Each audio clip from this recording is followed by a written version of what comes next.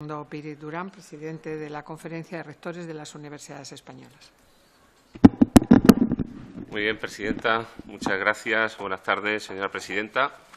Señoras diputadas, señores diputados, quiero comenzar agradeciendo a todos los grupos de la Cámara la oportunidad que me brindan de comparecer en esta Comisión de Educación del Congreso de los Diputados para exponer en nombre de CRUE Universidades Españolas nuestro diagnóstico de la situación actual del sistema universitario español, así como esbozar las líneas básicas de nuestra visión del cambio necesario para el mismo, en el marco de un futuro gran pacto de Estado social y político por la educación, que, como saben, entre otros agentes y organizaciones, también hemos venido solicitando desde CRUE. Me acompaña el vicepresidente de CRUE, Julio Martínez, rector de Comillas y CADE, y la secretaria general de CRUE, Teresa Lozano. Déjenme también que valore este encuentro por incomprensiblemente inusual y que desearíamos repetir de ahora en adelante al menos una vez al año. Esta es mi primera petición.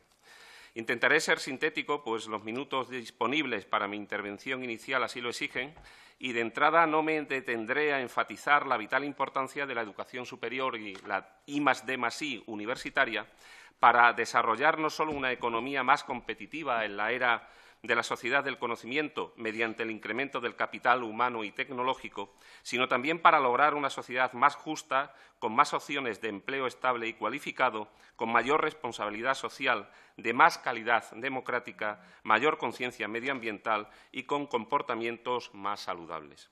Daré, pues, esto por hecho. Compartimos la importancia de nuestro sistema universitario para el futuro inmediato y a largo plazo de la sociedad española. Como conocen sus señorías, la Estrategia Europea 2020 se propone lograr, y cito textualmente, un crecimiento inteligente a través de inversiones más eficaces en educación, investigación e innovación, sostenible gracias al impulso decidido a una economía baja en carbono e integrador, que ponga el acento en la creación de empleo y la reducción de la pobreza. España está obligada y con ella debe progresar en la consecución de sus metas. Pues bien, la Estrategia Europa 2020 se centra en 5 ambiciosos objetivos en las áreas de empleo, innovación, educación, reducción de la pobreza y cambio climático y energía. Y en todos ellos la contribución de un buen funcionamiento del sistema universitario resulta imprescindible. Primero, es imprescindible para lograr empleo para el 75% de las personas entre 20 y 64 años. Segundo, es imprescindible para lograr el objetivo de alcanzar una inversión del 3% de nuestro Producto Interior Bruto en I+D+I, ya fijado en la Cumbre de Lisboa en el año 2000. Tercero, es imprescindible para detener el cambio climático y lograr la sostenibilidad energética, incrementando el uso de las energías renovables y la eficiencia energética. Cuarto, es imprescindible para que se reduzcan las tasas de abandono escolar prematuro por debajo del 10% y para que al menos un 40% de las personas de 30 a 34 años de edad completen estudios de nivel terciario. Y quinto, y también lo es, para luchar eficazmente contra la pobreza y la exclusión social, pues la educación es el principal instrumento para la igualdad de oportunidades y la educación superior es el principal ascensor social si existe esa igualdad de oportunidades. Y debemos preguntarnos, ¿cuán lejos está España de alcanzar esos objetivos? Y, a continuación, ¿qué debe y qué puede hacer la Universidad Española para ayudar a lograrlos? El Consejo de la Unión Europea emitió el pasado 22 de mayo un dictamen y 3 recomendaciones sobre el avance del Programa Nacional de Reformas de 2017 de España. En el dictamen señalaba bastantes problemas relevantes para el sistema universitario español. Por ejemplo, la baja empleabilidad comparativa de los titulados universitarios españoles, la escasa movilidad de los estudiantes y del personal académico, la existencia de obstáculos a la cooperación de la universidad con las empresas en materia de educación o investigación, la necesidad de impulsar un mayor fomento de la investigación y la innovación a fin de aumentar la productividad y la competitividad del país, el retroceso en los resultados en materia de innovación hasta situarse actualmente en un nivel inferior al que teníamos en el año 2007 y el incremento del desfase con la media de la Unión Europea. La coincidencia del bajo rendimiento en innovación con la disminución del gasto privado en I+D. Este punto es muy importante, la disminución del gasto privado en I+D, luego me haré referencia. Haré referencia a él. La inexistencia de una planificación plurianual sistemática de los presupuestos públicos para la I+D+I. La falta de evaluación de la eficacia de los programas de apoyo a la I+D+I con vistas a mejorar su diseño y aplicación. Y dos más, la escasa cooperación entre los sectores públicos y privados y la deficiente movilidad de los investigadores entre el sector público y el sector privado. Y la existencia de fuertes rigideces y deficiencias en el marco de gobernanza de la educación superior, la investigación y la innovación. Y falta de coordinación entre los diferentes niveles de la Administración. Y en las tres recomendaciones formuladas a España, dos de ellas también hacen referencia al ámbito de las universidades. La necesidad de aumentar la pertenencia de la enseñanza superior para el mercado laboral y la de garantizar un nivel adecuado y sostenido de inversiones en investigación e innovación y reforzar su gobernanza en todos los niveles de la Administración. Pues bien, señorías, CRUE Universidades Españolas puede compartir perfectamente este diagnóstico y estas recomendaciones, aunque añadiré en mi intervención algunos elementos más que creemos de la máxima importancia y estaríamos encantados de cooperar con los poderes públicos, el sector empresarial y la sociedad para resolverlos. Pues, como habrán podido apreciar en su enumeración, la resolución de muchos de los problemas identificados no depende, al menos solo, de nuestra voluntad, ni están exclusivamente a nuestro alcance. Es, sin embargo, determinante que compartamos un diagnóstico preciso sobre nuestra situación y que nos esforcemos en comprender bien el problema. En realidad, los problemas a los que nos enfrentamos, pues sin ese primer paso, comprender el problema, resulta imposible resolverlo adecuadamente.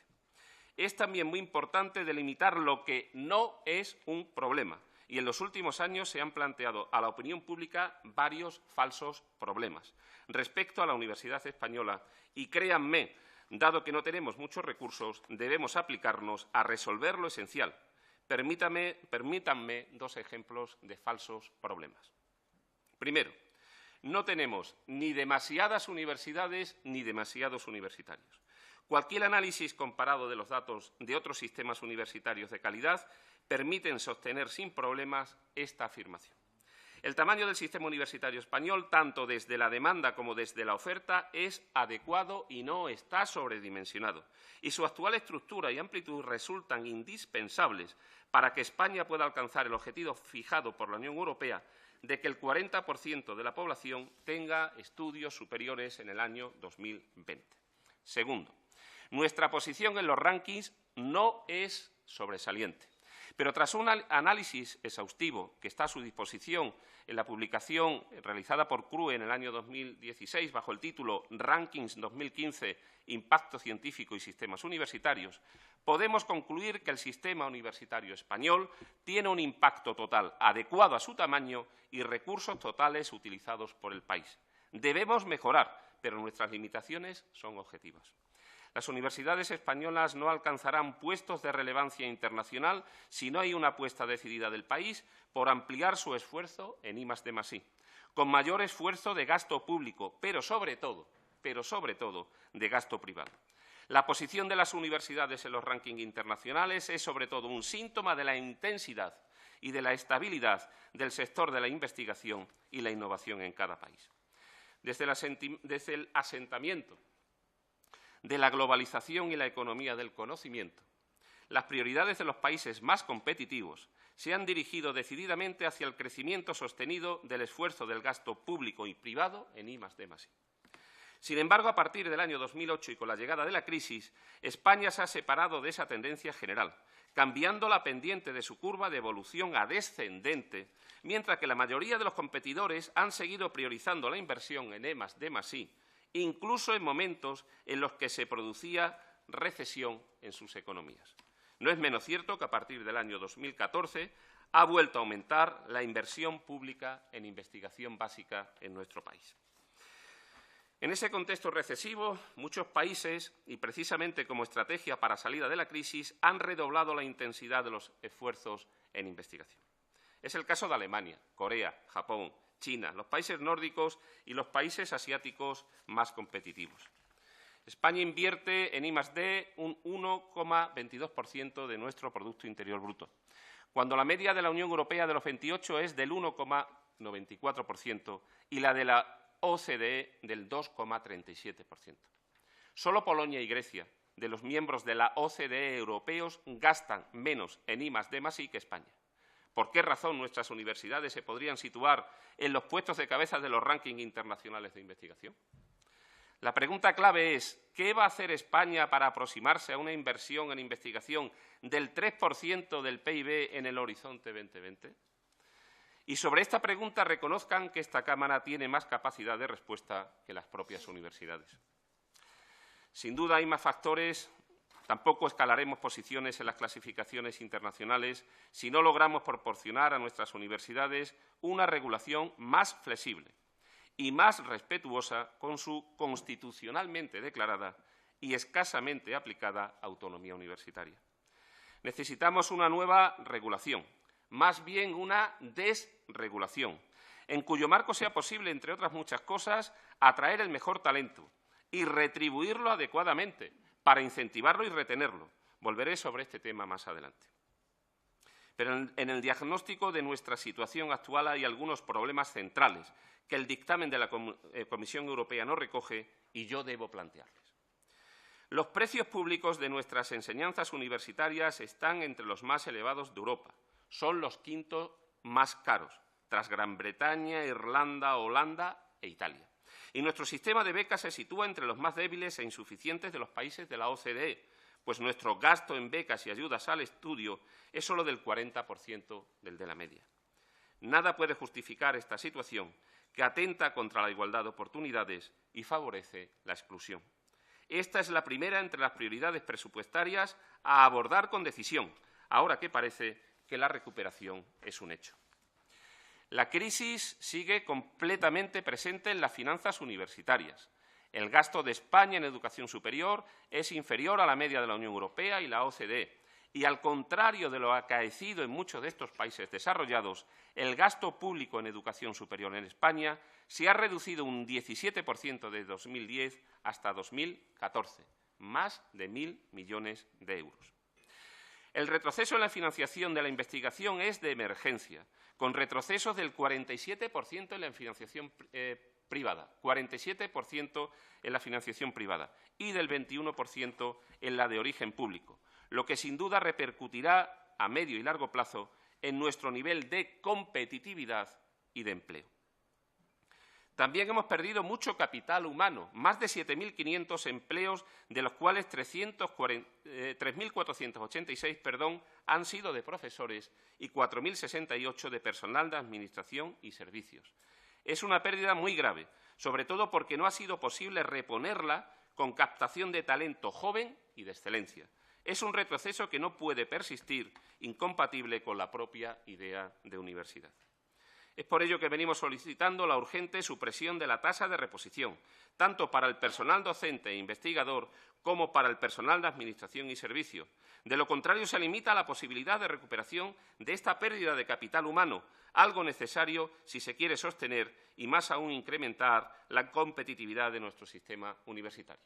En cualquier caso, agradecemos la disposición del Gobierno al diálogo y de haber conseguido avanzar concretamente en aumentar la posibilidad de la promoción del personal docente e investigador de las universidades españolas. Y aprovecho este momento también para agradecer esa disposición del Ministerio al diálogo con las universidades. Y tras esta telegráfica descripción de cómo la crisis sigue habitando en la gran mayoría de las universidades españolas, me importa mucho referirme a los resultados. Es necesario enfatizar que, a pesar de esta importante reducción de recursos humanos y económicos, durante la crisis las universidades españolas han realizado un esfuerzo suplementario y han conseguido mejorar sus resultados. Desde 2009 hasta 2015 hemos completado con menos recursos la adaptación del Espacio Europeo de Educación Superior y hemos mejorado el rendimiento académico un 23% en las universidades públicas y un 4% en las universidades privadas, donde ya la tasa era alta. Hemos sido capaces de destinar 132 millones de euros anuales a paliar los efectos regresivos de la nueva política de becas y ayudas al estudio iniciadas en el año 2012, desarrollando programas propios de ayuda a los estudiantes.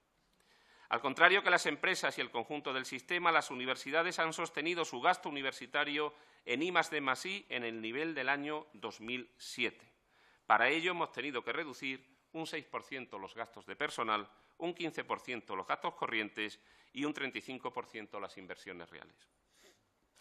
Hemos mejorado la producción científica un 54%, en el periodo 2008-2014 y se ha mejorado un 6% su impacto, publicando casi el 55% de las revistas en el primer cuartil.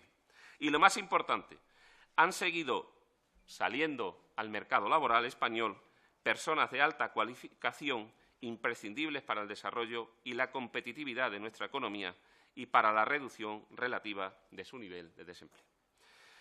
Son resultados destacables y no debemos infravalorarlos. Las universidades han funcionado en condiciones difíciles y con menos recursos han mejorado sus resultados y su productividad. El actual Gobierno de las universidades, tantas veces cuestionado y sin duda mejorable, ha permitido afrontar la situación con cohesión interna y logrando al mismo tiempo mejoras contrastadas de eficacia y de eficiencia.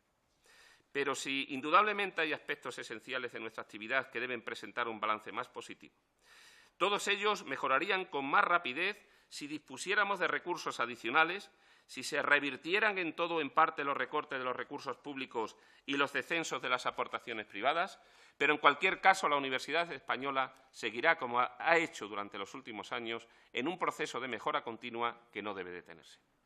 Pero volvamos al diagnóstico de los problemas y centrémonos en los cambios que debemos impulsar. Empleabilidad. La empleabilidad está en relación con el nivel de formación de la población activa. En general, un empleado con educación superior tiene un nivel de desempleo que se sitúa entre la mitad o un tercio de los niveles de desempleo general de su país. También sucede esto en España. En el año 2014, la tasa de desempleo de la población con estudios superiores era en España del 77%. Frente la tasa de empleo, del 77% frente al 82% de la OCDE.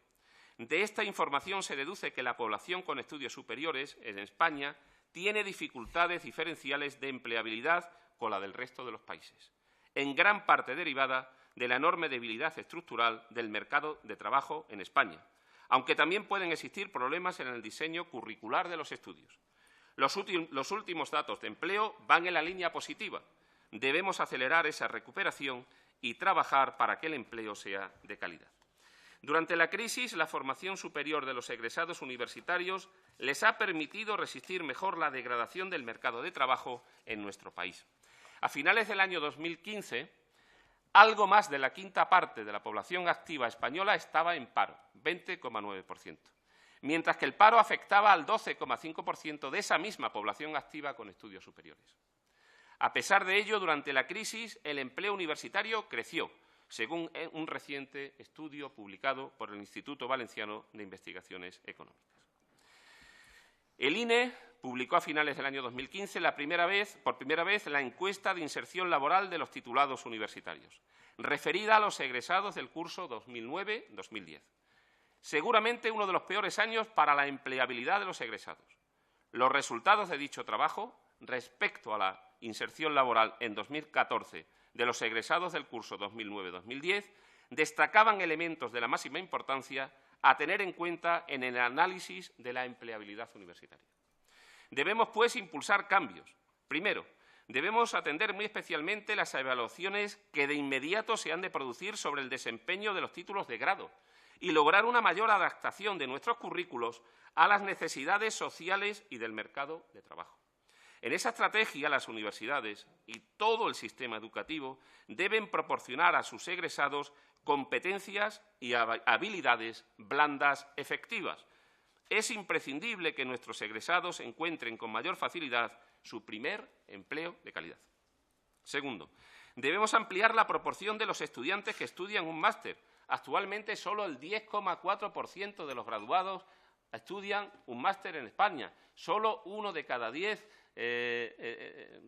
personas que acaban sus estudios de grado accede a un estudio de máster, cuando la media de la Unión Europea supera el 20%. Tercero, Debemos diseñar una estrategia reforzada para mejorar y ampliar nuestra internacionalización y nuestra capacidad de atracción de estudiantes internacionales, tanto de grado como de máster, introduciendo cada vez más, como venimos ya haciendo, el inglés como lengua docente y aprovechando mucho más intensamente nuestra posición de referencia en los países de habla hispana. También en el campo de la I+D es imprescindible que la Universidad Española aborde cambios sustanciales. Los resultados de innovación son, sin ninguna duda, el eslabón más débil, hacemos autocrítica, de los resultados del sistema universitario español, la transferencia del conocimiento.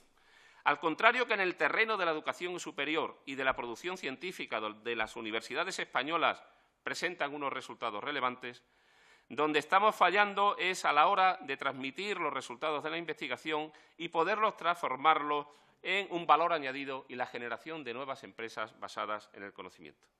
Baste, por ejemplo, señalar que para un país que representa el 1,8% del Producto Interior Bruto mundial, con una inversión en investigación, como hemos dicho antes, del 1,22%, está produciendo el 3,3% de la producción científica mundial. El 3,3% de la producción científica mundial. Pero nuestro porcentaje de patentes a nivel mundial no llega al 1%. Por lo tanto, hay un claro desfase entre lo que generamos de conocimiento y lo que transferimos a la sociedad. Y esto, en mi opinión, o en nuestra opinión, creo que lo comparte la inmensa mayoría de los rectores, es fundamental para nuestra competitividad y, sobre todo, para lo más importante, probablemente el problema más importante que tiene el país, que es buscar empleo y empleo digno para todos y todas los ciudadanos y las ciudadanas. Las universidades españolas no han estado tampoco en este terreno sin desarrollar una intensa actividad, porque, a pesar de este resultado pobre en patentes, hemos triplicado en el periodo 2008 a 2014 las patentes nacionales realizadas, aunque también, en honor a la verdad, hay que decir que solo hemos conseguido elevar en un porcentaje muy poco significativo el ingreso obtenido por la comercialización de esas patentes. El informe Ecotec del año 2016 presenta las opiniones de un panel de expertos integrado por empresarios, administración pública, investigadores y profesores universitarios. En el mismo se identifican 24 problemas del sistema universitario español en el apartado de la innovación. 5 de los 10 problemas considerados como muy importantes atañen directamente a las universidades y debemos tenerlos muy en cuenta.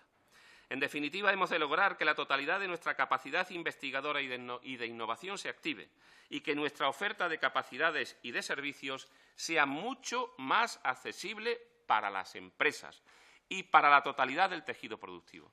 Esta es, sin duda, una asignatura pendiente de la economía española en general, pero también de la Universidad Española en particular. Hay otras mejoras que no serían posibles sin cambios estructurales y permítanme que les hable finalmente de regulación y de gobernanza. Cambiar el sistema de elección de los rectores de las universidades públicas españolas se sigue identificando por algunos como el factor determinante para lograr un avance significativo de los resultados y del estatus internacional de nuestras universidades públicas. En CRUE Universidades Españolas no tenemos interés en cuestionarlo, aunque sí en expresar que este es el final de un camino y no el principio, y que no vale cualquier tipo de cambio en la gobernanza. Tenemos ejemplos recientes en la historia de nuestro país donde esos cambios, que se parecen bastante a los que algunos propugnan para las universidades, han traído problemas enormes al país. Me refiero, en primer lugar, a una parte sustancial de la gobernanza, al conjunto del marco normativo de aplicación que hoy por hoy impide resolver algunos de los siguientes ejemplos de disfunciones de las universidades en tanto que instituciones públicas, en relación con lo exigible a una universidad de primer nivel internacional. Con el actual marco regulatorio de las universidades públicas no podemos seleccionar a los alumnos con plena libertad respecto a sus condiciones académicas, seleccionar a los profesores, investigadores y gestores con plena libertad, ofreciéndoles retribuciones acorde con su currículum, su reputación y su potencialidad profesional. Retribuir de forma proporcional el mejor rendimiento docente e investigador de profesores e investigadores, estableciendo retribuciones ligadas al rendimiento de los gestores. Establecer estrategias institucionales para mantener un flujo continuo de renovación, con el objeto de retener y disponer del mejor talento. movilizar con agilidad recursos docentes de investigación y de gestión, de forma flexible, según las necesidades del impulso y apoyo a la actividad docente e investigadora. Ofrecer a los investigadores no funcionarios y al personal contratado para apoyar la investigación unas condiciones laborales dignas, no necesariamente precarias y exclusivamente temporales, sino con cierta estabilidad y progreso profesional, ligados a la consecución de recursos y a la evaluación permanente de su actividad. Tener la posibilidad de desarrollar la gestión de la actividad investigadora bajo el principio de confianza y de la obtención de resultados evaluables, ofreciendo a los investigadores un marco flexible para que decidan por sí mismos la utilización de los recursos necesarios para desarrollar sus investigaciones y que permita erradicar la necesidad de dedicar un elevado porcentaje de su jornada laboral a tareas burocráticas. Cambiar el marco normativo que posibilite resolver estas incapacidades y unas cuantas más con efectividad resulta completamente imprescindible para liberar el potencial de mejora que indudablemente tienen las universidades españolas y al mismo tiempo pone de manifiesto que los resultados obtenidos tienen algún mérito. Voy terminando. Y esto es previo y condición sine qua non para que un buen rector, elegido o designado, pueda lograr avances sustanciales en el rendimiento de las universidades. Pero antes de abordar la elección o designación de rectores para nuestras universidades en una convocatoria abierta, en el que se puedan considerar desde un sistema de elección más o menos similar al actual o uno de designación similar al de algunos sistemas universitarios de otros países, donde este proceso recae sobre el Consejo de Gobierno y este cuenta además con algunos miembros externos muy cualificados, con la suficiente experiencia en la dirección de universidades y de centros de investigación, un modelo que como opción podríamos compartir, es imprescindible que la regulación le permita hacer algo más a los rectores, que le conceda un suficiente grado de autonomía y libertad de acción para que su dirección de las instituciones universitarias públicas puedan impulsar cambios y obtener buenos resultados. El cambio imprescindible de este marco regulatorio sería todavía más productivo si a ese mayor campo de actuación para desarrollar buenas prácticas de gestión le añadiéramos el que la actual financiación de las universidades públicas se reorganizara atendiendo a la obtención de resultados docentes y resultados de investigación. Hasta aquí un brevísimo inventario de problemas, resultados y objetivos de la mejora del sistema universitario español. Permítanme que les reitere mi agradecimiento por su invitación y que vuelva a solicitarles mayor frecuencia periódica para realizar este tipo de intercambio de opiniones y otros estudios y análisis conjuntos que se podrían celebrar en paralelo. Debemos compartir un diagnóstico y comprender los problemas que debemos resolver y también los que no lo son, e identificar quién tiene la responsabilidad de resolverlos. Parlamento estatal o autonómico, el Gobierno estatal o autonómico, las empresas, las universidades, y trabajar con objetivos comunes, coordinados y buscando sinergias. CRUE Universidades Españolas practica la transparencia de su actividad y de sus resultados y publica anualmente todos los datos relativos a su desempeño docente, de I+D+I, respecto a los recursos empleados, informes que están a su disposición y que año tras año presentamos en público. Las universidades también nos preocupamos de la rendición de cuentas, como evidencian los sucesivos informes que sobre la contribución socioeconómica de las universidades viene haciendo desde el año 2009 el Instituto Valenciano de Investigaciones Económicas para el conjunto del sistema universitario español y para los sistemas regionales que así lo deseen. No estamos, pues, ni en la opacidad ni en la falta de compromiso con la sociedad, sino en todo lo contrario, en la transparencia, en la rendición de cuentas y en el compromiso con la contribución al progreso social. En ese camino, en el que también están sus señorías, deberíamos encontrar cauces y consensos para avanzar juntos en el beneficio del interés general de todos los españoles y específicamente en el de los más jóvenes. Y antes de terminar, dándole las gracias por su invitación, como nos ha solicitado que presentemos unas conclusiones y unas propuestas de actuación, paso a dar lectura a las mismas. Desde nuestro punto de vista, la conclusión de esta presentación y las propuestas de actuación pasarían por una mayor autonomía institucional, desde la base de la transparencia y la rendición de cuentas, lo que supone una mayor desregulación, que con ello se permita una mejor y más flexible contratación de personal y que conlleve la necesaria eliminación de la tasa de reposición. Un plan plurianual de financiación que atienda a sus necesidades y a los resultados logrados y alcance de objetivos y que permita una adecuada planificación estratégica a nuestras universidades, garantizando la debida suficiencia financiera para el desarrollo de su actividad, permitiendo, en especial, la necesaria captación y atracción de talento que, sin los recursos debidos, resulta imposible. Más y mejores becas para nuestros estudiantes, como elemento necesario para preservar la justicia social y una verdadera igualdad de oportunidades, ya que, como hemos señalado, son los estudios universitarios un verdadero ascensor social que contribuye tanto a la cohesión social como territorial. Reducción de los precios públicos de grado y posgrado, en la línea de lo que se viene haciendo en la mayor parte de los países de la Europa continental. Aumento de la inversión pública y privada en investigación, como sucede en otros entornos, recordando aquí que en el periodo 2008-2014 se redujo un 21% la inversión pública y nada menos que un 47% la inversión privada, cuando el objetivo para Europa tras la Cumbre de Lisboa del año 2002 era alcanzar el 3% del Producto Interior Bruto en investigación. Curiosamente, de este 3%, el 1% tenía que venir del sector público y el 2% del sector privado. 2% del sector privado. Poco caso hemos hecho en España a estas recomendaciones y nos situamos en el 1,22% de nuestro Producto Interior Bruto. Y aquí creo que el debe está más en lo privado que en lo público.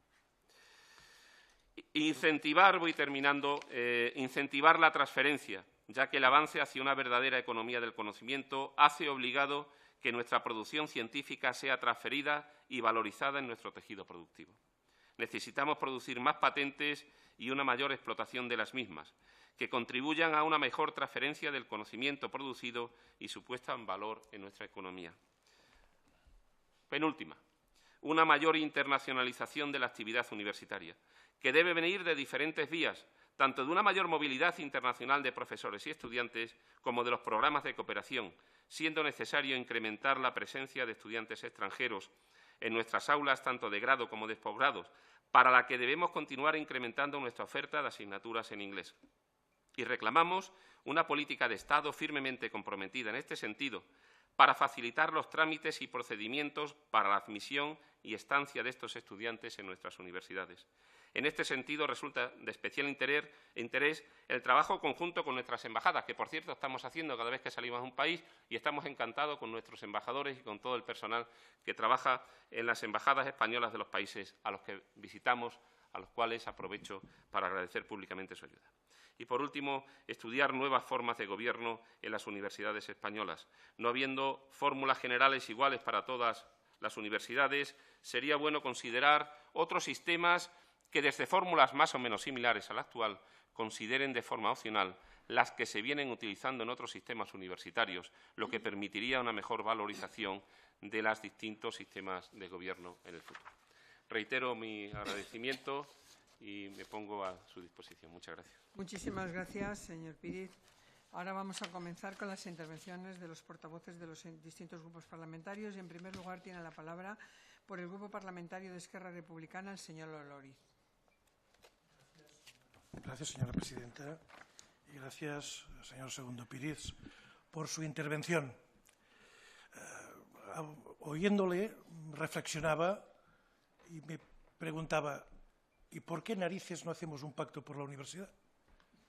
Porque hemos empezado por lo más difícil, por un pacto por el sistema no universitario.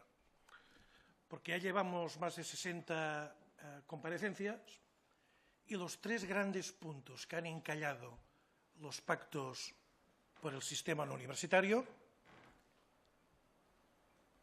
educación pública, educación privada concertada, religión, laicismo, autonomía, centralización, continúan pesando como una piedra enorme en una soga en nuestro cuello. Y dudo que lo superemos. Mientras que, oyéndole a usted, yo pienso que sería mucho más fácil un pacto por la universidad. partiendo de un principio común que muchos aceptamos, la autonomía. La autonomía. Es decir, la universidad ha de ser autónoma. Autónoma. Autónoma del poder político. Autónoma de todos los ámbitos que le permite colaborar con el conjunto de universidades del mundo. Porque, digamos, el partener de la universidad es el mundo y las otras universidades. Mi preocupación es que en el pacto social y político entró y salió la universidad y ahora está en el limbo de los justos. No sabemos dónde está. Y yo pienso que ustedes tendrían toda la autoridad para reclamar una subcomisión o lo que haga falta para pactar la universidad, la investigación en el futuro de este país. Y estoy seguro que conseguiríamos más sinergias, más puntos de acuerdo, partiendo de la base de la pluralidad. No todas las universidades han de estar gobernadas de la misma manera. No todas las universidades han de hacer lo mismo. Lo que sí que han de hacer todas las universidades es rendir cuentas, sin duda, y ser evaluadas. Y en esto yo pienso que llegaremos a un amplio acuerdo. Porque si es necesario el pacto por la educación, no lo es menos el pacto para la universidad. Yo lo pongo al menos al mismo nivel. Y los problemas de financiación los tiene uno y otro. Y si hay voluntad de hacer un pacto, no aceptaría la hipocresía de luego no encontrar el dinero para hacerlo posible. Por tanto, si el pacto es a tumba abierta, si el pacto es escuchemos a todos, pues supongo que detrás habrá esta voluntad, atención, situada en el tiempo. Yo estoy seguro que ustedes, la mayoría, aceptaríamos unos principios de 8 o 10 años. Bueno, pongámosles hasta el 2030, no el 2020, pero hasta el 2030 conseguir lo que necesita esta universidad, ¿no? Porque mirando atrás, la universidad actual está mucho mejor que le hace 20, 30 o 40 años, pero muchísimo mejor. Por tanto, yo estoy con usted de mejorar la autoestima. A veces en este país tenemos que fustigarnos excesivamente sin ver que para conseguir estos objetivos has de partir de la autoestima y de la voluntad de superarlo. Por tanto, digamos, tiro el guante, que no un guantazo, a los partidos mayoritarios para que, ya que nos propusieron el pacto por la educación, oiga, nos propongan el pacto por la universidad. En este caso, que Republicana incluso lo firmaría, que en el anterior no, porque esto parece la guerra de los 100 años. Al menos el tema de la educación en España es la guerra de los 100 años. Cada uno tenemos, eso sí, con etiqueta nueva, los mismos viejos prejuicios. Cambiamos la etiqueta, ¿eh? Y ahora es 3D, pero es los mismos viejos prejuicios. Mientras que en la universidad pienso que estamos en la buena dirección. Y esta podía arrastrar, a lo mejor, nos podía ayudar y arrastrar al conjunto del sistema educativo. Como tengo menos tiempo del que querría, ya está, sí que le propongo 2 deberes.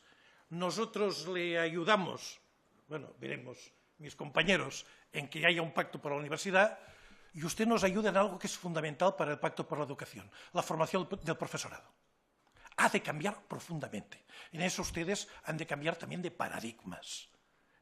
El profesorado y su formación inicial y permanente, la universidad ha de ser el principio central, pero ha de cambiar profundamente sus planteamientos e ir a tocar escuela y a tocar práctica y ayudar desde la base a las transformaciones necesarias. Muchas gracias.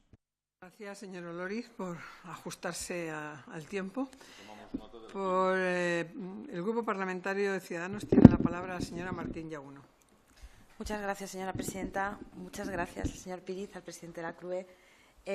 Bueno, yo antes de hacer la intervención quería decir que como formo parte no de los grupos mayoritarios, pero sí de los grupos que plantearon el pacto por la educación, sinceramente, y en lo que a lo personal me toca, hubiera sido más fácil empezar por la universidad, y de hecho lo planteamos y está el Partido Socialista con el que hablamos, pero teníamos una urgencia que era el tema de las reválidas, el tema de la LOMCE, y no podíamos hacer un pacto universitario o destinar ese tiempo al pacto universitario en una situación de, bajo mi punto de vista, y esto es una opinión personal, de absoluto caos legislativo que había en si se iban o no a sacar las pruebas, y por eso, bajo el punto de vista de Ciudadanos, no por más importante o menos, pero sí como por más urgente, planteamos primero el Pacto Social y Político por la Educación Primaria y Secundaria. Ahora bien, desde luego no nos queremos quedar ahí. Para nosotros urge la reforma de la universidad en la línea de lo que muchos expertos han consensuado en informes que están ya hechos, y que hay muchas cosas que no tendríamos que estar discutiendo tanto como lo estamos haciendo en primaria y secundaria. Bien, dicho esto, yo coincido en muchísimas cosas con usted, en buena parte del diagnóstico. Coincido en que no sobra ni una sola universidad en España. Sí que creo que a lo mejor habría que especializarlas de otra manera. Coincido en que la universidad ha hecho un esfuerzo ímprobo si se compara el PIB con la productividad que ha conseguido. Coincido en que ha habido una política un poco errante de capital humano. Quiero decirle, que supongo que lo sabrá porque ha estado en las negociaciones, que hemos conseguido en nuestros presupuestos generales del Estado grandes avances, y ahí me siento partícipe e impulsora de parte de ello. Ahora bien, la pelota está en las universidades. Ahora son ustedes quienes van a tener que decidir si sacan o no esa oferta pública de empleo. Coincido en que la producción científica ha mejorado, pero tiene que mejorar mucho más, y coincido en que hace falta más inversión. En fin, coincido en muchas cosas. Y coincido en el diagnóstico de algunos problemas, aunque con algunos matices. Efectivamente, creo que un problema que tiene la universidad, la educación en este país, tiene que ver con la equidad. Y la equidad tiene que ver con el coste que tiene por alumno, en el caso de la universidad, las tasas universitarias, con la necesidad del aumento y de la modalidad de determinadas becas. Pero también quiero decir que dentro de la ley de universidades existe una cierta libertad entre las autonomías, que son quienes establecen la horquilla, y aquí entra la política de por medio, no solamente la economía. Así que, en el fondo, no es tanto una cuestión de políticas de Estado, que yo creo que se ha hecho un avance en estos últimos presupuestos, bajando el precio de los másters no habilitantes, sino una política de comunidades autónomas que tenemos que trabajar. Coincido en el tema de la equidad, pero la equidad no solamente es socioeconómica, también es territorial, y muy gorda. Y aquí le voy a hacer una primera pregunta. Supongo que usted conoce, porque además ha salido en medios y yo lo he repetido, los estudios que se han hecho recientemente sobre el tema de las desigualdades territoriales en la posibilidad de las probabilidades de acceso, según la comunidad autónoma, a determinadas titulaciones, siendo la Universidad Española y siendo España un distrito único. Me gustaría saber si lo han debatido en el seno de la CRUE, qué alternativas y soluciones piensan dar, porque es un problema que les afecta a ustedes como rectores, y si cree que eso garantiza la equidad de los alumnos y alumnas. Podemos ir más allá, porque en la misma cara, el mismo problema con la otra cara de la moneda, alumnos se quejan que la desigualdad en formación en primaria y secundaria genera una desigualdad a la hora de, ya incluso habiendo podido entrar en las universidades, a la hora de obtener rendimientos académicos. ¿Cómo podemos solucionar estas desigualdades territoriales que no son meramente económicas? También en este sentido, en estas desigualdades se producen vulneraciones de derechos fundamentales, y hoy estamos viviendo una de ellas en Baleares, cuando hay un Real Decreto que regula y que dice que hay derecho por parte de los alumnos y alumnas a acceder a las pruebas de EBAU, tanto en la lengua catalana como en la lengua castellana, y sabe usted todos los problemas que está habiendo. ¿Qué tiene que decir la CRUE ante esto? Porque ustedes, como conferencia de rectores, me imagino que algo tendrán que opinar. Coincido con usted en que, efectivamente, yo soy partidaria de más desregulación, y creo que la autonomía universitaria hay que respetarla, y efectivamente, como ha dicho el señor Oloriz, la universidad tiene que estar independiente del poder político. Pero esto es una falacia, porque la universidad bebe de la financiación autonómica, y la financiación autonómica es política siempre. Me gustaría saber cuál es su opinión con respecto a las declaraciones de adhesión al proceso secesionista catalán que han hecho determinadas universidades como la Pompeu Fabra o como la Universidad Rovira i Virgili, sobre todo teniendo en cuenta que la financiación viene por parte de la Generalitat, por parte de la comunidad autónoma. Y yo estaba repasando las funciones de la universidad y las funciones de la universidad, que yo entienda, en las 4 funciones de la universidad no hay nada que tenga que ver con cuestiones políticas. Esto tiene que ver con los consejos de gobierno y con los claustros, y creo que la CRUE tendrá que tener una opinión también. Con relación Señora Martín, tiene que ir terminando. Bien. Tengo muchas más cosas que preguntarle, pero me imagino que podremos hablar. Muchísimas gracias por su intervención, creo que ha sido esclarecedora, y tenga por seguro que desde Ciudadanos pediremos un pacto por la reforma universitaria que va muy en la línea de lo que usted ha expuesto. Muchas gracias, señora Martín. Por el Grupo Parlamentario Confederal de Unidos Podemos, en Común Podem, en Marea, el señor Mena tiene la palabra. Sí, muchas gracias, presidenta. Yo no voy a empezar por, permítame, la incoherencia de la portavoz de Ciudadanos, que mientras critica que pueda que una universidad tenga una opinión política, lo que le está pidiendo al presidente de la CRUE es que tenga una opinión política, ¿no? Con lo cual, creo que el presidente de la CRUE no está en esta comisión precisamente para tener opiniones políticas, pero sí que las reflexiones que haga pueden aportar mucho a este hipotético pacto por la educación que estamos intentando desempeñar en este Congreso. Yo le voy a ser muy sincero. Hay 2 elementos que a nosotros nos alejaron de poder firmar la petición de este pacto de Estado por la educación. Primero, que entendemos que no es un pacto político y social. Lo vemos cada día en estas comparecencias. Solamente preguntamos los agentes políticos. Los actores sociales no tienen la posibilidad de preguntarle a usted, como presidente de la CRUE, qué es lo que puede hacer y qué elementos son los que se sitúan en el foco del debate de necesidades que tiene el sistema educativo en el Estado español. Y otro elemento con el cual usted ha empezado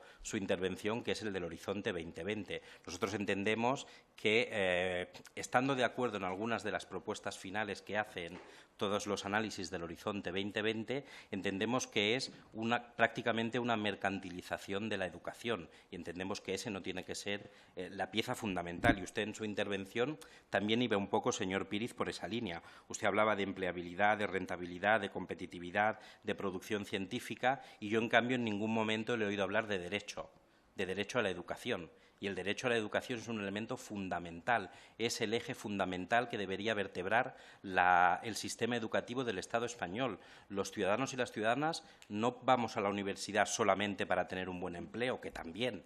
No vamos solamente para que sea la universidad rentable, que también, ni para que pueda ser competitiva, que seguramente también. Vamos meramente porque tenemos derecho a la educación. Y a mí me falta esa pieza fundamental del análisis que, al entender de Unidos Podemos, en Común Podem y en Marea, tiene que ser el elemento vertebrador de un hipotético pacto de Estado por la educación. El derecho a la educación y también la formación. No solamente la formación en función de los intereses de un mercado totalmente precarizado por el Partido Popular en estos momentos, sino por el derecho a la formación que tenemos los ciudadanos y las ciudadanas a lo largo de nuestra vida. Desde que nacemos hasta que nos morimos, tenemos derecho a poder formarnos, y aquí yo entiendo que la universidad tiene un papel fundamental, el de garantizar la formación, que puede ser por intereses profesionales, pero también por espíritu de tener capacidad de conocimiento en otros ámbitos, y eso es un elemento que yo entiendo que hoy se tiene que también reflexionar en el entorno de las universidades del Estado español. Hablaba usted, y me ha parecido muy oportuna, la reflexión de la igualdad de oportunidades, con lo cual yo le planteo el escenario que tenemos en estos momentos para ver si usted cree que se está respetando y se está trabajando, o bien se están vulnerando los derechos que tenemos los ciudadanos y las ciudadanas en función de las rentas socioeconómicas de las familias. Los últimos datos que tenemos, los del 2014, el curso 2014-2015, nos dice que en las universidades públicas hay 26.140 alumnos menos, y en cambio, entre grados y másters, y en cambio en las universidades privadas tenemos 12.702 alumnos más. Con lo cual está muy claro a quién está perjudicando la política universitaria del Gobierno del Partido Popular y a quién está beneficiando la política universitaria del Gobierno del Partido Popular. Evidentemente, usted hablaba también del precio de las matrículas.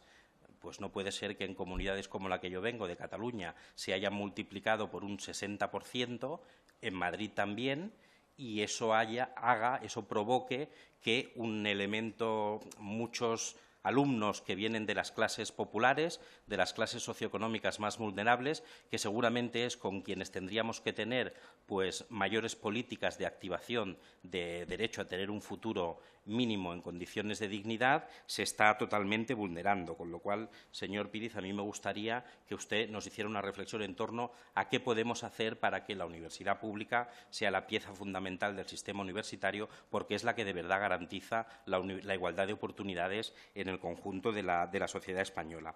Hablaba usted también, y ya acabo, presidenta, de la inversión en I+D+I. A mí también me ha sorprendido que no hable usted de las condiciones laborales que tienen los investigadores y los profesores asociados de las universidades, que, hombre, si a los encargados de formar a los talentos del futuro les estamos dando unos sueldos de precario y de miseria y unas condiciones laborales que con mucha dificultad pueden llegar a fin de mes, imagínese usted qué plan de vida por delante puedan tener. Y acabo con un elemento que también le preguntaba el portavoz de Esquerra Republicana y que entendemos y hemos discutido en esta comisión en diferentes ocasiones qué papel tiene que tener, que yo entiendo que es mucho, la universidad en la formación del profesorado del futuro para un sistema educativo de educación obligatoria que tiene que ser una pieza angular de una democracia como la nuestra. Gracias. Muchas gracias, señor Mena. Por el Grupo Parlamentario Socialista tiene la palabra el señor Urquizo. Muchas gracias, señora presidenta. Muchas gracias, señor Píriz, por su asistencia hoy aquí a esta subcomisión y por todas sus reflexiones sobre el sistema universitario español. Pero sí que es verdad que la universidad no forma parte del Pacto por la Educación, como han dicho algunos de mis predecesores, y tiene algunas razones para no formar parte. La primera de ellas es porque tenemos que resolver un problema que se ha creado, que se llama la LOMCE, un problema que ha generado muchísimas inseguridades y que, aprovechando que queremos resolver el problema, vamos a hacer frente a un problema de mayor envergadura, y es tener un sistema educativo estable en el tiempo, o por lo menos que sea tan estable como fue en su día la LODE, que duró prácticamente 20 años en este país y fue una legislación, digamos, en materia de derecho de educación bastante estable. Por eso, nosotros lo que queremos, en primer lugar, es no solo resolver un problema que creó el Partido Popular, sino hacer algo más importante que eso, y es generar un sistema educativo lo más estable posible, por lo menos para una generación. Y lo queremos hacer porque existe una fuerte demanda social, es decir, no solo porque, digamos, los que estamos aquí lo queremos, sino porque los ciudadanos nos lo están pidiendo.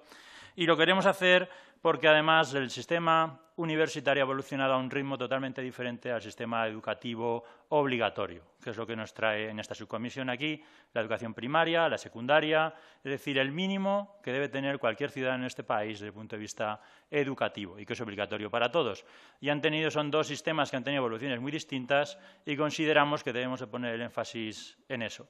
Seguramente será más fácil en su día, si hacemos un pacto por la universidad, llegar a acuerdos que en esta subcomisión, porque también los problemas que tiene la universidad son de menor envergadura que tiene el sistema educativo obligatorio y porque los consensos o las fracturas que nos separan son mucho menores en el sistema universitario que en el sistema obligatorio. Por eso seguramente será mucho más sencillo y hemos decidido empezar por lo urgente, por lo inmediato y por lo que nos reivindican los ciudadanos. Y creo que su comparecencia aquí es de lo más relevante porque nos puede ayudar a mejorar esas etapas previas, el sistema de primaria, de infantil, de secundaria, porque lo que persigue la educación es generar ciudadanos reflexivos, ciudadanos que piensen en el mundo en el que viven, ciudadanos que participen de la sociedad de la que forman parte. Y eso se consigue en las diferentes etapas educativas. Y como, digamos, todos aquí o casi todos provenimos del mundo educativo, somos docentes en algunas de sus partes, yo sí que quería por lo menos compartir una reflexión para poner sobre la mesa lo que creo que debe ser su contribución. Yo tuve la suerte de ser profesor en universidades norteamericanas y universidades españolas. Y cuando yo daba clases en Estados Unidos, tenía unos estudiantes que no solo se preparaban las clases, sino que eran muy activos en clase y que participaban constantemente. Y no eran clases magistrales, eran clases en las cuales la gente era, digamos, el alumno era parte de la clase porque se le hacía las lecturas, las traía preparadas. Y tengo la sensación de que cuando estaba aquí, pues podía estar hablando 3 horas sin que nadie me interrumpiera. Y creo que eso tenía algo que ver con las etapas anteriores, con cómo estamos enseñando en la primaria, en la secundaria, qué metodologías se usan, cuánto participan los estudiantes de la docencia, de las clases. Y tengo la sensación de que esos estudiantes universitarios que teníamos aquí pues eran muy distintos en otros países porque alguna cosa estábamos haciendo diferente en las etapas anteriores para que se comportaran de forma diferente.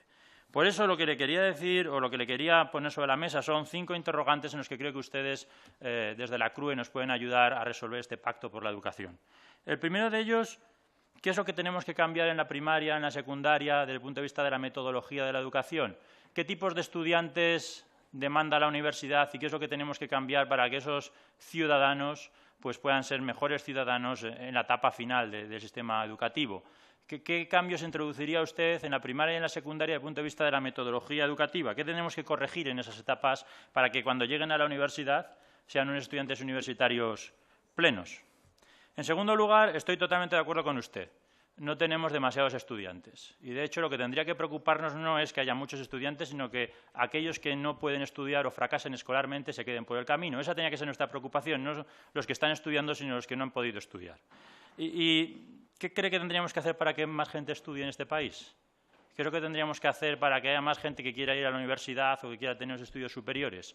¿Qué es lo que tenemos que hacer en esas etapas educativas anteriores? En tercer lugar, es cierto que entre la educación secundaria, el bachillerato y la educación superior suele haber una brecha, un salto muy grande, y cualquiera que haya estado en el sistema educativo sabe que hay una falta de orientación en los estudiantes. ¿Cómo se puede implicar la universidad para orientar a los estudiantes en las etapas finales de la secundaria y el bachillerato? ¿Qué papel podría jugar la universidad para que la gente pueda elegir mejor sus estudios en las etapas posteriores? ¿Qué papel podrían tener ustedes, por lo tanto, en esos estudiantes de secundaria y bachillerato para que tomen la mejor decisión a la hora de elegir unos estudios y cómo la universidad podría implicarse en ello? Cuarta cuestión. ¿Cómo cree que deben de ser las pruebas de acceso a la universidad? Aquí hemos visto una gran inestabilidad e inseguridad en los últimos años respecto a la selectividad, la PAU. Denos su opinión. ¿Cómo cree que tendríamos que evaluar a los estudiantes en su etapa final para que luego, digamos, puedan acceder en igualdad de condiciones a la universidad? ¿Cuál sería el mejor examen, según, desde su punto de vista, el mejor que se podría hacer en este país? No para obtener un título, porque en eso, como saben, estamos en contra, no creemos que la selectividad deba de dar ningún título, sino más bien tendría que ser un examen que permita evaluar a los estudiantes para que en igualdad de condiciones puedan acceder a los mejores estudios universitarios. Y, finalmente, como ya han dicho algunos de mis portavoces, algunos de mis compañeros anteriormente, ¿cómo la universidad podría mejorar la formación del profesorado tanto en magisterio como en secundaria? ¿Qué tenemos que hacer seguramente con los estudios de magisterio para que tengamos los mejores docentes posibles en infantil y en primaria? ¿Y qué es lo que tenemos que hacer con ese máster de secundaria de profesorado para que puedan formar a los mejores docentes en esa etapa educativa? ¿Qué le parece a usted esta idea de hacer una especie de MIR educativo? Sí, acabo ya, es la última. Ese MIR educativo que nosotros hemos propuesto en varias ocasiones y que creemos que podría ser una forma de mejorar la formación del profesorado y, por tanto, mejorar el sistema educativo. En definitiva, para acabar, 5 cuestiones que creo que ustedes nos pueden ayudar mucho a mejorar el sistema educativo español en lo que nos trae aquí en esta subcomisión, que es las 6 etapas educativas y que, desde luego, que su opinión es de lo más relevante para poder hacer el mejor trabajo en esta subcomisión. Muchas gracias.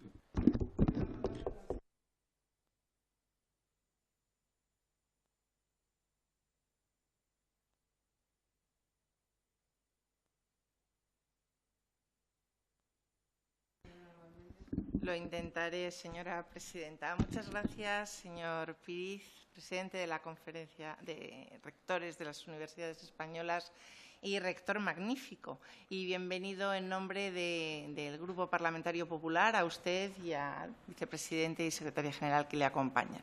La verdad es que empiezo por el final. Usted nos ha hecho una petición que era comparecer aquí. Veo que va a ser más que necesario y, desde luego, nuestro Grupo Parlamentario, Grupo Popular, estará encantado de hacerlo. Estoy segura que hablo en nombre de los demás grupos.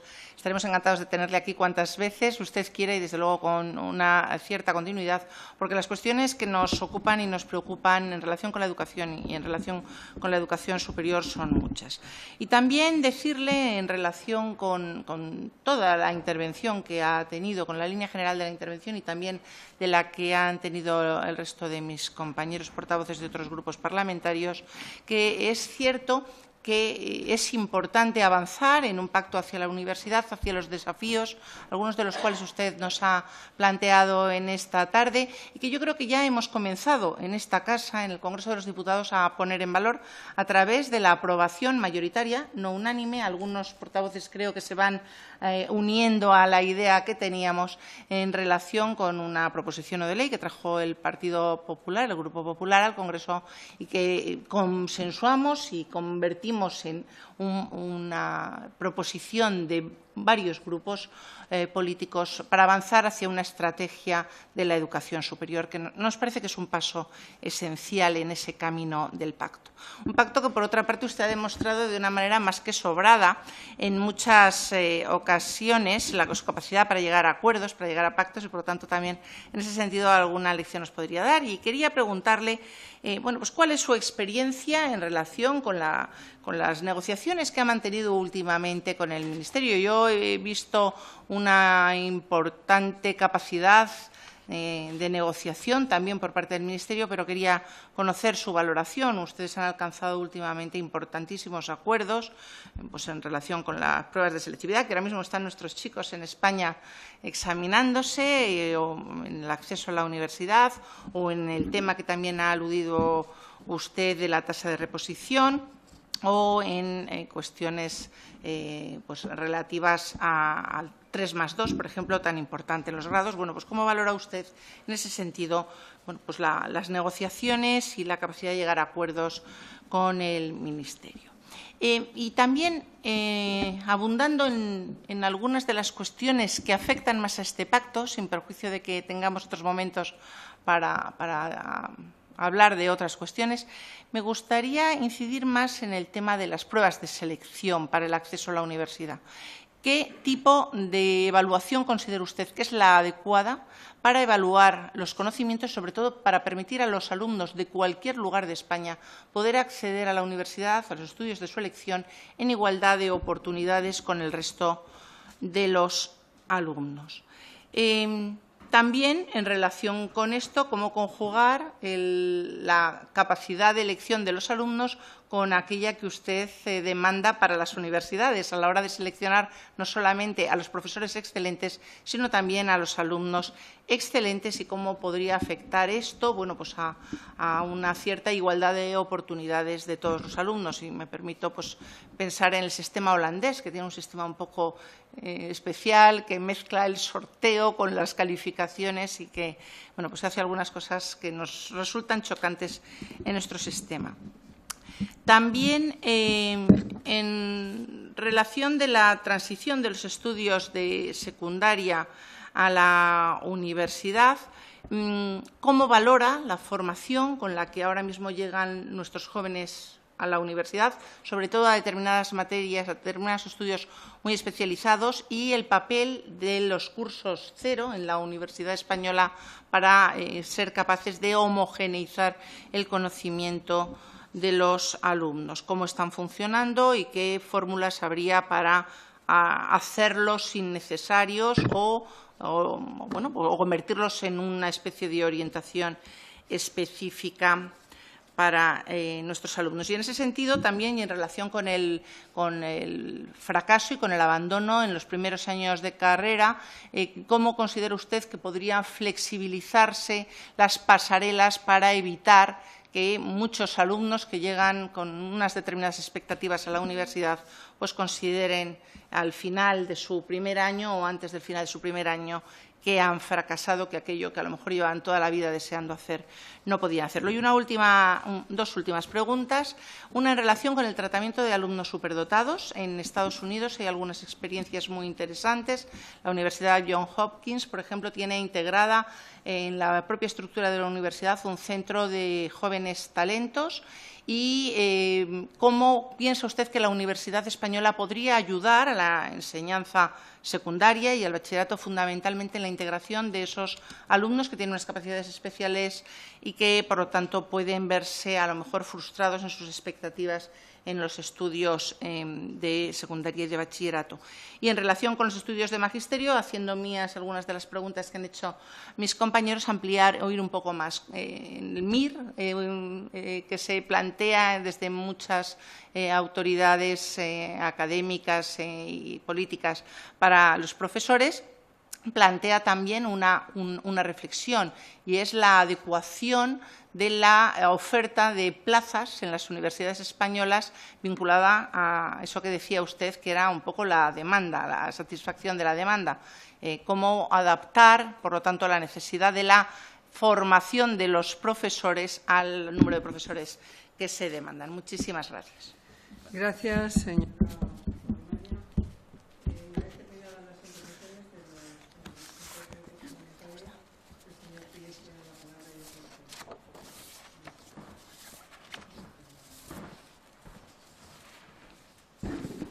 Muchas gracias, señora presidenta. Muchas gracias a todos los intervinientes. Si les parece bien, trataré de seguir el orden de las intervenciones. A su señoría, señor diputado de Esquerra Republicana, ¿por qué en un pacto de Estado por la universidad? Yo digo, ¿por qué no? ¿Por qué no? Bueno, ha habido varias intervenciones en el sentido de que probablemente sea más fácil hacer un pacto de Estado por la universidad que hacer un pacto de Estado por la educación primaria y secundaria. Yo no tengo ningún inconveniente en que se haga un pacto de Estado por la educación superior en este país. Lo que creo que compartimos todos es que en 35 años no podemos tener 7 leyes diferentes. Y yo creo que no es, sinceramente, yo creo que no es sensato. Y dicho sin ninguna pasión extraña, sino la pasión universitaria, la pasión del ciudadano, ¿no? No es lógico que cada vez que se cambia el Gobierno se quiera cambiar una ley de educación superior. Me parece que eso no tiene ningún sentido, porque yo creo que las cosas hay que asentarlas para poderlas evaluar y baremar en su justo término y luego hacer las modificaciones que sean necesarias. Yo no digo que nada sea para siempre, pero hay que dar un mínimo de estabilidad a las cosas y hacer un cambio cada 4 años no tiene ningún sentido. Y 35 años entre 7 sale una media de una ley cada 5 años. Es decir, yo creo que por ese camino no vamos bien, ¿no? Estoy de acuerdo con usted, señoría, en el sí a la autonomía universitaria. Está consagrada en nuestra Constitución y, por lo tanto, me parece que es algo muy importante, pero no sé si coincidirá conmigo que es algo que está consagrado en la Constitución, pero realmente se lleva poco a cabo. Porque, efectivamente, hay de las 17 comunidades autónomas de nuestro país, hay 9 comunidades autónomas, entre las que está la mía, Extremadura, que solo tiene una universidad pública. Y hay comunidades autónomas de nuestro país, como es la Comunidad Autónoma de Madrid, que tiene 6 universidades públicas, lo que permite, como decía la señora diputada de Ciudadanos, una especialización mucho mayor que cuando una universidad está sola en su comunidad autónoma y tiene que atender a todo. Y, bueno, la especialización está bien, pero prima un poco el abarcar todas las aspectos y todos los grados que puedan caber en una universidad. Por lo tanto, son circunstancias muy difíciles, necesidades muy diferentes, y la necesidad de una autonomía y de una flexibilidad aquí me parece algo fundamental. Yo podría pedir en esta comparecencia que se incluya a la universidad en el pacto social y político. Es más, lo pido, es más, queremos que esté en el pacto social y político las universidades, claro que sí. Si coincidimos que la educación superior es fundamental para el desarrollo de un país, para el progreso de un país, luego atenderé la petición de su señoría del Grupo Podemos, que estoy de acuerdo con ella, con ese otro interés social de la universidad, que se me ha olvidado y pido disculpas, porque estoy también de acuerdo con lo que dijo. Pero si entendemos que esto es importante para un país, si entendemos una cosa que creo que no he dicho, es que, grosso modo, 2/3 partes de la investigación total de este país se hace en las universidades de nuestro país. 2/3 partes. Si consideramos que hace 20 o 30 años, usted ha dicho, la Universidad Española es mejor que hace 20 o 30 años. Hace 30 años la posición española en el ranking internacional de producción científica estaríamos en posición 27, 34, por ahí, perdidos. Hoy somos la 10ª potencia mundial en producción científica. Hemos caído como consecuencia de la crisis porque estábamos en 9ª posición, pero también en calidad de esa producción científica. Es decir, había un avance considerable. Yo salí de la universidad en el año 86, soy veterinario, y la formación práctica que hoy adquieren los estudiantes de veterinaria de cualquier parte de nuestro país en nada tiene que ver con la que teníamos hace 30 años, donde los recursos para prácticas brillaban por su ausencia. Por lo tanto, hemos cambiado mucho, pero tenemos que cambiar mucho más para prestar más y mejores servicios.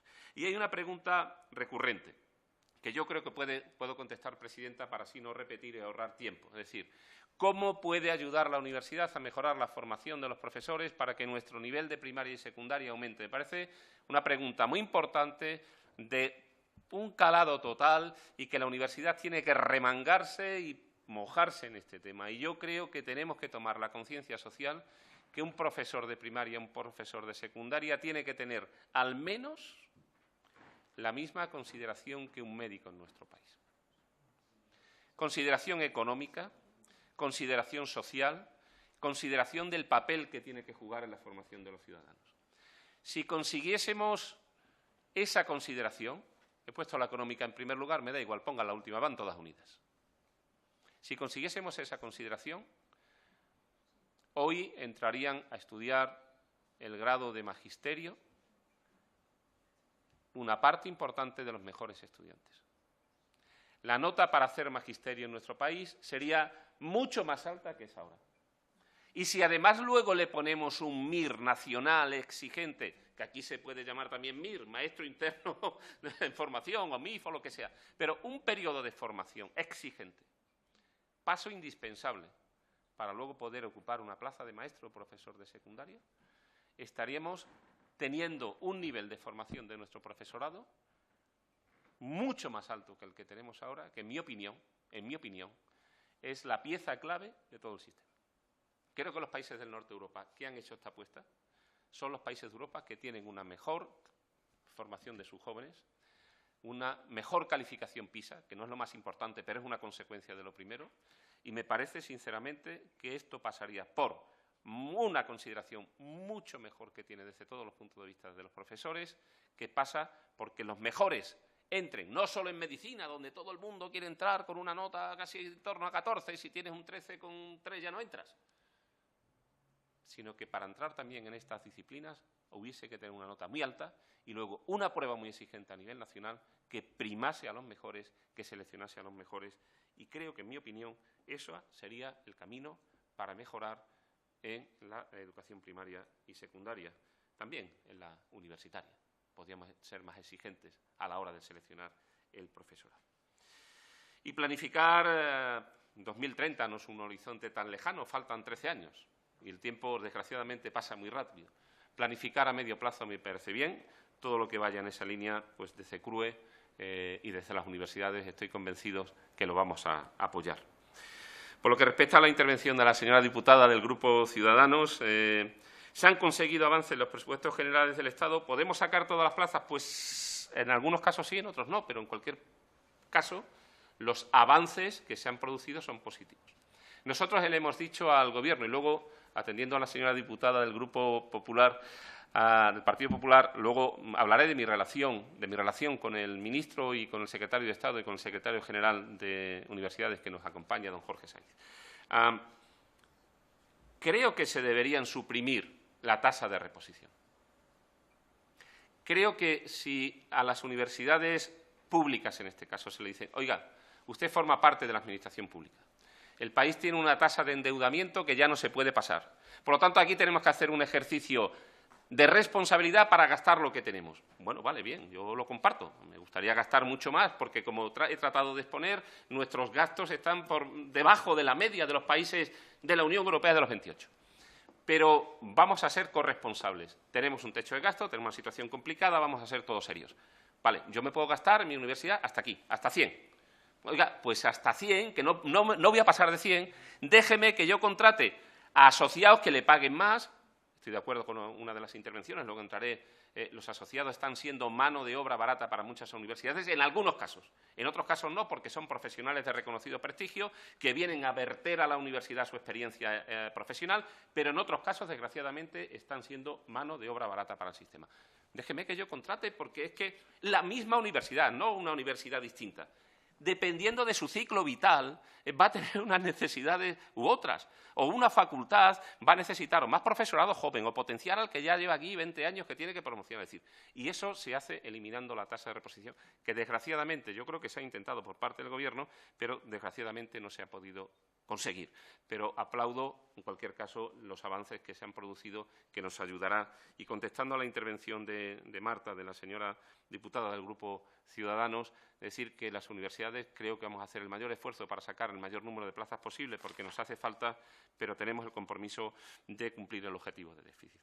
Con respecto a la equidad, bueno, la horquilla de precios mínimos y máximos la establece el Estado. Y luego es la comunidad autónoma la que va a una parte, a otra parte. Se han producido varias intervenciones en este sentido. ¿Qué le parece a usted que en Cataluña o en Madrid cueste 3 o 2,7 veces más estudiar que en Extremadura, en Galicia o en Castilla-La Mancha?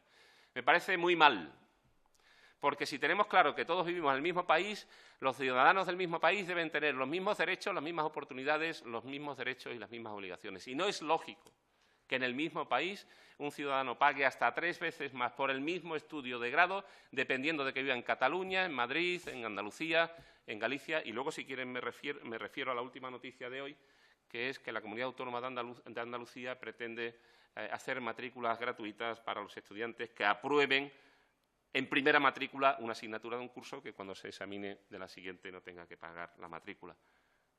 Medida que ya he aplaudido en los medios de comunicación y hoy ha salido publicada. Por lo tanto, no a la disparidad de precios públicos. Lo hemos dicho siempre. Yo creo que estamos todos en esa línea. Problema de la prueba de acceso en Baleares, sinceramente no voy a entrar porque no la conozco. Es verdad que me llamaron los medios. Había un problema con la lengua vernácula, la lengua original, el mallorquín, pero no conozco el problema, por lo tanto no voy a entrar, en el asunto porque no lo conozco. Y le pasé el tema a mi compañero, el rector de Murcia, que es el presidente de la sectorial de estudiantes, que es la que lleva este tema. En cualquier caso, aquí sí es verdad que se ha hecho un esfuerzo importante por parte de todas las universidades, de forma conjunta con el Gobierno, porque teníamos un problema muy gordo. Y el problema es que había más de 300.000 estudiantes, 300.000 chicas, 300.000 entre chicas y chicos de nuestro país, que no sabían hasta hace unos meses cómo se iban a examinar de la antigua selectividad, antigua prueba de acceso a la universidad y actual EBAU. Por lo tanto, este problema es grande. Nos lo están echando en cara, Nos lo están echando en cara porque se están examinando ahora y nos están diciendo, oiga, que hemos tardado mucho en saber cómo lo íbamos a examinar. Pero creo que aquí se ha hecho un esfuerzo importante. Usted me ha preguntado que me pronuncie sobre la opinión de 2 rectores, de la Rovira i Virgili y la Pompeu Fabra, sobre el proceso del referéndum. Yo creo que no es el momento para que yo entre aquí en este tipo de pronunciamientos. Yo tengo mi idea al respecto, como es natural, pero es una opinión que no es la opinión de CRUE. Lo que sí le puedo decir es que el sistema universitario catalán, como sistema universitario catalán, no se ha querido pronunciar, ni a favor ni en contra, sino que ha dicho no le compete al sistema universitario catalán opinar sobre este tema. La opinión individual de algún rector o alguna rectora, yo, según la información que tengo, era individual. Pero si es del Consejo de Gobierno, si es del claustro, pues no lo sé. Si la ha sometido a la consideración del claustro y el claustro ha votado mayoritariamente, yo ahí no voy a entrar porque eso creo que da para otra comparecencia. Que tengo mis ideas, también tengo mis ideas, pero no creo que es el momento que yo opine aquí ahora de esto.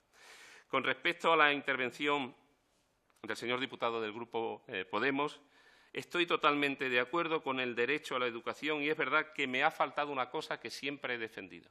La importancia de las humanidades, la importancia del campo social y jurídico, la importancia de formar en valores, la importancia de defender títulos de grado que no tengan necesariamente un tema mercantil detrás, sino que se prime el conocimiento por el conocimiento y vaya en la línea del compromiso social. Estoy hablando sobre todo de las humanidades. Lo he dicho muchas veces, lo he dicho en público.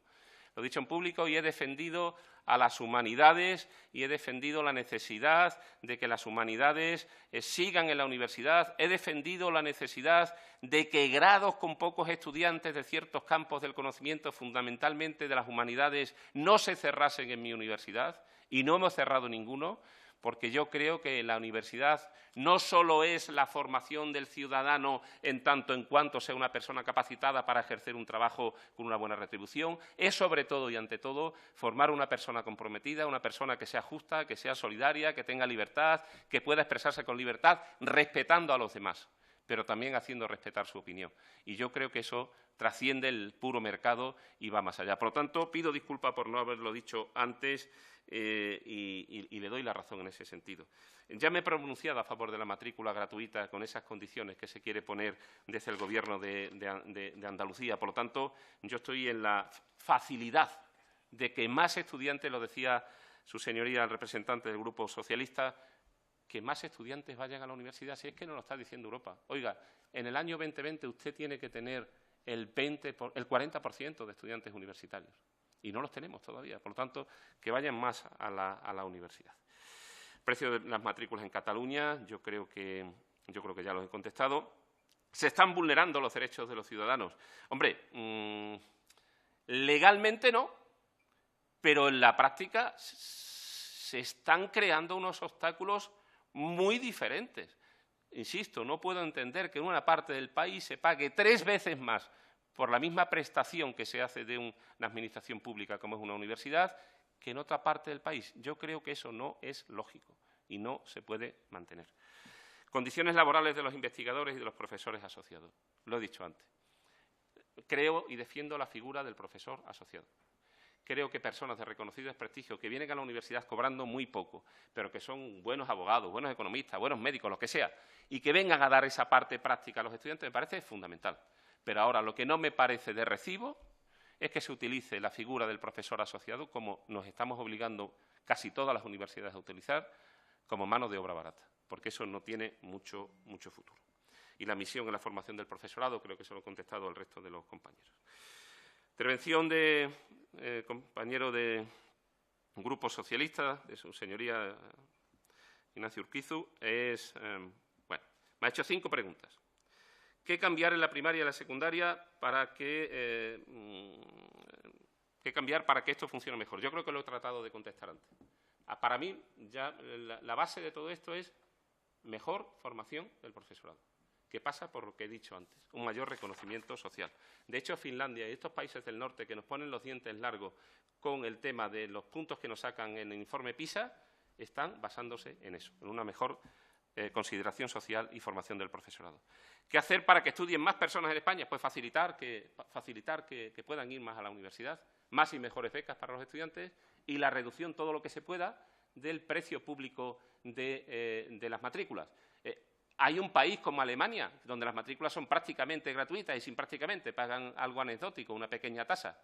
Pero, ojo, si hacemos esto, que me parece muy bien, digámosle a las comunidades autónomas que pongan el dinero que se deje de recaudar, porque precisamente cuando aumentó el precio de las matrículas en el año 2012, las universidades no recaudamos más bien al contrario. Pero claro, las universidades cuando aumentaron el precio de las matrículas pusieron menos dinero a las universidades públicas, las comunidades autónomas. Si ahora vamos en sentido contrario, que yo aplaudo, pero, oiga, sea corresponsable y ahora que parece que salimos de la crisis, ponga lo que se dejó de poner entonces, porque entonces sí que no estamos hablando de calidad en el sistema universitario español. Entonces sí que tendremos que ir a una calidad más baja. ¿Cómo orientar más a los estudiantes en el bachillerato? Tenemos que trabajar más, pero estamos haciendo muchas cosas. Son muchos profesores, voy a llamar rápido, Presidenta, a ver si soy capaz de terminar pronto. Son muchos profesores los que visitan a lo largo del año a los chicos de las enseñanzas secundarias. Son muchas jornadas de puertas abiertas que antes nos hacían en las que estos chicos vienen a la universidad. Pero es verdad, tenemos que intensificar esa relación. Tenemos que acercarnos todavía más a la enseñanza secundaria para que los estudiantes visiten la universidad y sepan cuáles son las salidas laborales y las posibilidades que tienen. ¿Cómo debe ser la prueba de acceso a la universidad? Yo no soy un especialista en pruebas de acceso a la universidad, pero a mí dice, ¿cómo tienes que ser la prueba de acceso a la universidad? Yo contestaría una cosa, con una palabra, justa. Justa. Y le daría más valor a la prueba de acceso a la universidad y menos valor a las notas del bachillerato. ¿Esto puede ser una revolución? La gente puede votar. Pero yo creo que si creemos en la justicia, la vara de medir debe ser para todos la misma. Y la misma es que se le dé más valor a la prueba de acceso a la universidad. Aunque esto de la justicia social es una prueba de acceso dependiendo del origen del estudiante, de dónde venga, de si ha estudiado en un pueblo perdido en la provincia de Cáceres o en la provincia de Soria, o si vive en Serrano, en Madrid, ¿verdad? Pues las circunstancias son distintas.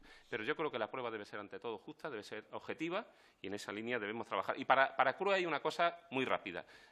No hemos querido romper lo que hemos denominado Distrito Universitario Español, que no es otra cosa que un estudiante de cualquier parte del país pueda estudiar, una vez que apruebe en su sitio, en su zona, el acceso a la universidad, pueda actuar libremente en cualquier otra universidad del país. Para nosotros esto es muy importante.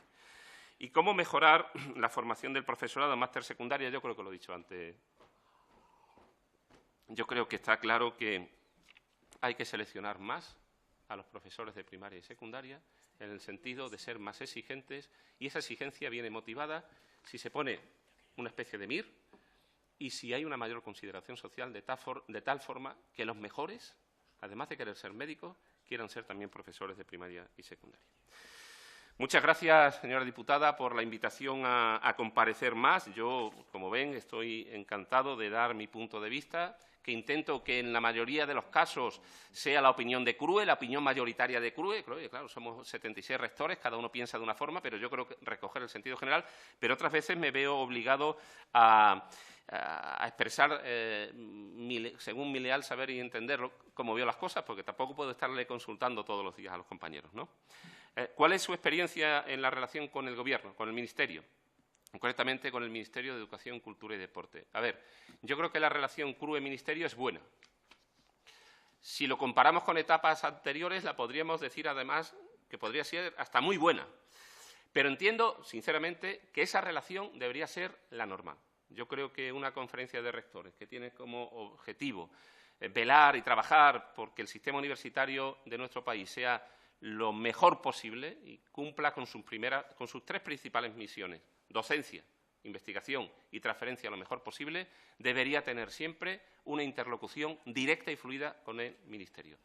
Como somos personas las que estamos en uno y en otro sitio, pues esto no siempre coincide, pero mi relación con el ministro, con el secretario de Estado y con el secretario general que nos acompaña, yo la puedo calificar de muy buena, y es verdad que seguro que ellos han tenido más culpa que nosotros en el sentido de que se hayan llegado a acuerdos en el tema del acceso a la universidad, de la tasa de reposición o en el 3+2. Por tanto, en ese sentido, estamos satisfechos. La prueba de selección para el acceso, tipo de prueba, igualdad de oportunidades, capacidad de selección de los alumnos. A ver, yo cuando hablaba de la capacidad de selección de los alumnos me hacía referencia a la autonomía universitaria, pero no me estaba refiriendo al concepto general de seleccionar al estudiante. Me plantean algunos compañeros que para algunos grados, por ejemplo, la ingeniería, algunas universidades se podrían plantear que la nota de acceso a esos estudios fuese más alta. ¿Por qué? Porque luego la tasa de fracaso en esos grados es muy alta y ellos entienden que si se subiese un poquito el nivel, a lo mejor los estudiantes entrarían con una mayor formación y la tasa de rendimiento sería todavía más alta. En cualquier caso, tengan un dato muy importante ya para terminar, para ir terminando. En los últimos 5 años, la tasa de rendimiento académico en España ha subido el 23% en las universidades públicas, ¿eh? Estamos en el 69%. Está bien. Cuando decimos esto en Latinoamérica, donde la tasa de rendimiento está en el 12, el 15, el 18%, donde de cada 100 que entran acaban 18, el resto se van, pues realmente nos felicitan. Aspiramos a que la tasa de rendimiento sea más alta, ¿no? Los cursos cero yo creo que van razonablemente bien, que ha sido una buena idea y que están funcionando razonablemente bien. ¿Cómo evitar los fracasos en los primeros años de la carrera? Bueno, según esta tasa de rendimiento, esto en cierta medida se ha eliminado bastante, ¿no? Hemos aumentado 23 puntos en 5 años de tasa de rendimiento. Y me coge fuera de juego con cómo tratar a los alumnos superdotados. Yo creo que esto es un tema de especialistas. Yo soy veterinario, no sé nada de psicología, de sociología, de educación primaria. Conozco lo que me toca por parte de la profesión, pero esto me parece que es un tema tan serio que debe ser tratado por especialistas y yo aquí poco puedo decir. Lo único que puedo decir es que la universidad estaría encantada de trabajar con todas las administraciones para que las personas que tengan más capacidad se integren, porque en muchos casos, como saben, esto no asegura el éxito. En muchos casos, más bien al contrario. Se integren, sean unos ciudadanos más y que puedan utilizar ese potencial de una forma positiva. Yo no tengo nada más que decir, presidenta, nada más que agradecerle a todos su tiempo, su paciencia y sus intervenciones. Muchas gracias, señor Píriz Durán, por su intervención y por la contestación a las cuestiones planteadas. Si alguna cuestión cree que puede aumentar la información que nos ha dado, pues estaremos encantados de recibirla por escrito. Muchas gracias.